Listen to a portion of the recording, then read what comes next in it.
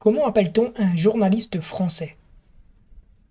C'est bien simple, on ne l'appelle pas, on le siffle. Et comment appelle-t-on une chaîne d'infos française? C'est pareil, on ne l'appelle pas, il n'y en a plus. Il n'y a quasiment plus de journalistes en France.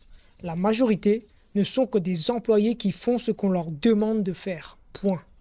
Quand vous ne faites qu'obéir à un employeur qui vous demande de diffuser uniquement les informations que lui vous demande, ça ne s'appelle pas du journalisme, ça s'appelle de la propagande.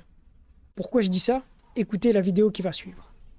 Le fait qu'il ait menti à tous les Israéliens sur cette guerre contre Gaza où il avait promis qu'il allait sauver les otages, alors qu'en réalité, il les a sacrifiés pour dévaster Gaza.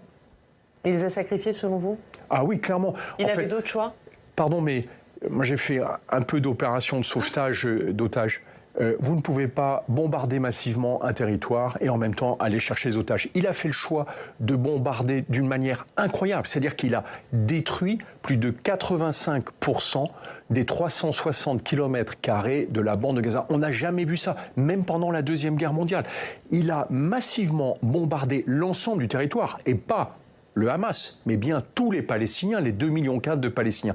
Il ne pouvait quand même pas espérer que les otages qui étaient aux mains des Palestiniens allaient être mis de côté, sauvegardés pendant ces bombardements. Donc l'armée israélienne est en train de révéler que, évidemment, ils retrouvent régulièrement des otages qui ont été tués. Il les a sacrifiés selon vous? Parce que selon elle, non, peut-être.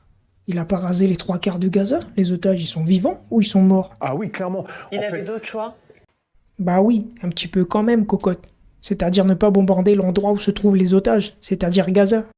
Bref, vous voyez ce qu'il reste du journalisme en France, donc tournez-vous vers les médias alternatifs et surtout, vérifiez les sources.